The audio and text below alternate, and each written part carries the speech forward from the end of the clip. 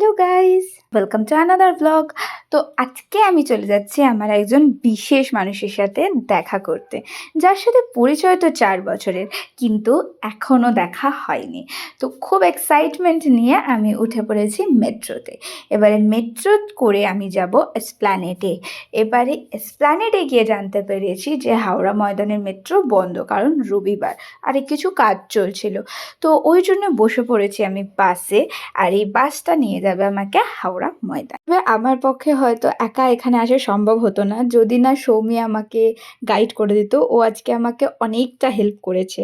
আজকের দিনের এই এক্সপিরিয়েন্সটা আমার কাছে একদম নতুন আর অন্য রকমের, কারণ সমস্ত কিছুই আজকে আমার কাছে নতুন। আশেপাশের ভিউগুলোকে এনজয় করছিলাম প্রচুর পরিমাণে, আর মনের মধ্যে একটা অন্যরকম অনুভূতি কাজ করছিল যে এতগুলো দিন পর সেই মানুষটার সাথে দেখা করতে যাচ্ছি, যেই মানুষটার সাথে রাতের পর রাত, দিনের পর দিন গল্প করেছি, অনেক কথা শেয়ার করেছি, ফোনে কথা বলেছি, ভিডিও কলে দেখেছি, কিন্তু সামনাসামনি দেখা ব্যাপারটাই আলাদা।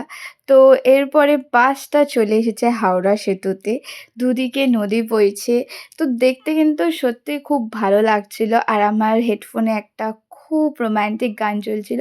জীবনে আর কি চাই? এই ছোট ছোট মুহূর্তগুলোকেই যদি না ধরে রাখা যায়, তাহলে তো আর জীবনটা উপভোগই করা যাবে না। তো দীর্ঘদিনের অপেক্ষার পর সেই বিশেষ মানুষটার সাথে আমার দেখা হয়ে গেছে। খুব মিষ্টি একজন মানুষ, আর আমার জীবনে খুব বড় রোল প্লে করে। টোটোতে উঠে তারপর অনুদি নিয়ে এলো এই সুন্দর ক্যাফেটাতে। যেহেতু রমজানের মাস চলছে, সেহেতু ক্যাফের ওনার যারা ছিল তারাও একটু ক্যাফেটা দেরি করে খুলেছে, আর আজকের দিনে আমরাই ছিলাম ফার্স্ট কাস্টমার।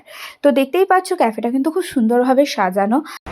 আমার মুখটা আরও গোল, তোমার মুখের থেকে আমার মুখটা বেশি হারিয়ে।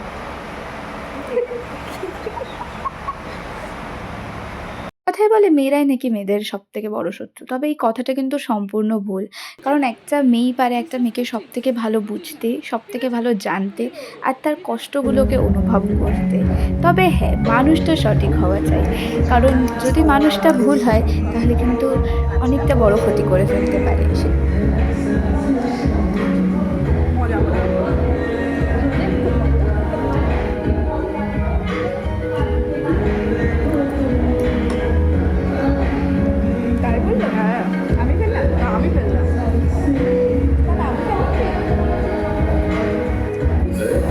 তারপর চটপট করে আমরা র্যাপিডোতে উঠে গেলাম, আর অনুদি আমাকে জানি না কোথায় নিয়ে যাচ্ছিল, তবে একটা কথাই বলছিল যে জায়গাটা নাকি আমার খুব পছন্দ হবে, খুব ভালো লাগবে, কারণ দুজনের পছন্দটা একই রকম। তাই যেহেতু ঈদ, সেই জন্য রাস্তার দুপাশ খুব সুন্দরভাবে সাজিয়েছে, আর এরকম একটা সন্ধ্যা অনেক দিন পর পেলাম।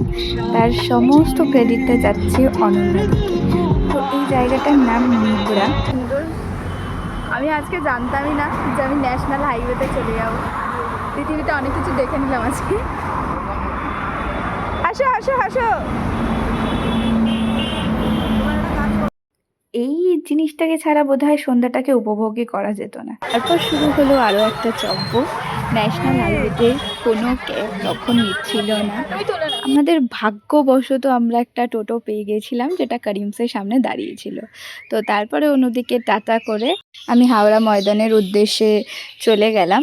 আমি এখনও জানি না আমি কখন বাড়ি পৌঁছাবো, বাট টোটোটা চলছে। আর একটাও ভাগ্য ভালো, ঈদ থাকা সত্ত্বেও রাস্তায় জ্যাম ছিল না। তো হাওড়া ময়দানে পৌঁছে যাওয়ার পর আমি নিয়ে নিয়েছিলাম একটা র্যাপিডো।